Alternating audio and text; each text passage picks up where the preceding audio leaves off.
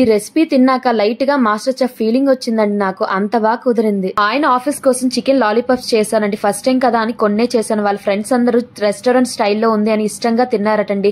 ఈయన ఆఫీస్ నుంచి రాగానే మళ్ళీ నాకు చెయ్యి అని వెంటనే చేయించుకున్నారు. అంత బాగా కుదిరాయండి. చికెన్ లో ఉప్పు, కారం, పసుపు, soya sauce, vinegar, corn flour, maida పిండి, ఒక ఎగ్, అల్లం వెల్లుల్లి పేస్ట్ కలిపి ఒక హాఫ్ అన్ అవర్ సేపు పక్కన పెట్టేసుకోవాలండి. తరువాత చికెన్ ముక్కల్ని ఆయిల్ లో ఫ్రై చేసుకుని పక్కకు తీసేయాలి. ఆ రోజు చికెన్ పకోడీ కూడా చేశానండి. అందుకే ఆయిల్ ఆ కలర్ లో ఉంది. ఒక గిన్నెలో soya sauce, vinegar, tomato sauce, green chilli sauce, red chilli sauce, ఒక స్పూన్ చొప్పున తీసుకుని దాంట్లోనే కారం, ఉప్పు, మిరియాల పొడి వేసి మొత్తాన్ని మిక్స్ చేసి పక్కన పెట్టేయాలి. ఒక పాన్ లో ఆయిల్ వేసి దాంట్లో చిన్నగా కట్ చేసుకున్న వెల్లుల్లి, ఆనియన్, క్యాప్సికం వేసి మొత్తాన్ని వేయించుకోవాలి. ముందుగా మిక్స్ చేసుకున్న సాస్లన్నీ వేసి మొత్తాన్ని మిక్స్ చేసి మాడిపోకుండా కొంచెం వాటర్ వేసి వాటర్ రోలింగ్ బాయిల్ అవుతున్నాడు ముందుగా ఫ్రై చేసుకుని చికెన్ ముక్కల్ని వేసి మొత్తాన్ని మిక్స్ చేసేయాలి. లాస్ట్ లో కొత్తిమీర, నువ్వులు వేసుకుంటే మన చికెన్ లాలీపాప్ రెడీ.